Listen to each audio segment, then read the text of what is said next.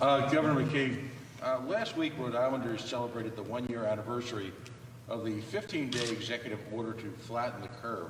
Governor McKee, when will your administration publish public health benchmarks that, when met, will result in the suspension of the state emergency order, restore civil liberties, and eliminate the arbitrary shutdowns that have destroyed the private economy?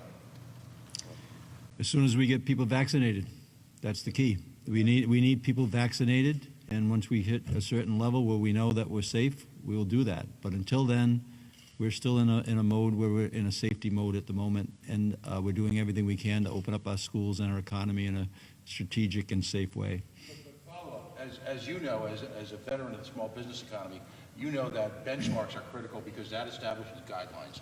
Right now, we live on a week-to-week basis, which is encouraging this week, hopefully great next week, but shouldn't there be a set of benchmarks that, when met, will reopen the economy, as opposed to this constant moving target that we're almost there, we're kind of there? Yeah, I think it's a good point, and we've already started discussing to get off of the hospitalization and mortality rates and getting into percentage of vaccinations in the state. So I think that's going to be new metrics that'll be there. As I just mentioned, the vaccinations are front and center. I think that Dr. Alexander Scott, the health department, has controlled in a very serious way the hospitalizations, and now hopefully we're going to be moving that direction where we're going to be measuring it by percentage of vaccines. One quick final-up. The hallmark of the previous administration was to sit on the federal money, and you were openly critical of that in a professional way.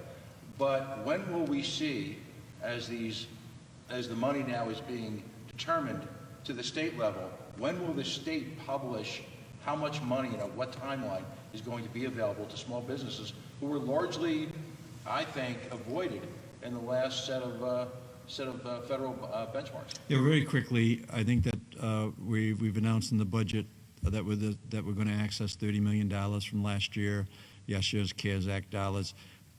I'm glad you asked the question, because I would say we're going to be having a very aggressive effort to get PPP loans out to people. That's been extended.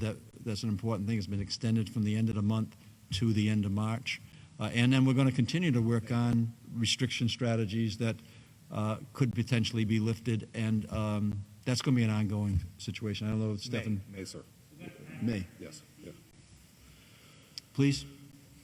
Yeah, I'm sorry, May. The PPP has been extended from the end of March to end of May. That happened, I think, in the last 24 hours. Those PPP loans, millions and millions of dollars. So every business out there, please give us a call, give Commerce a call, and get some money into the pockets of our local economy.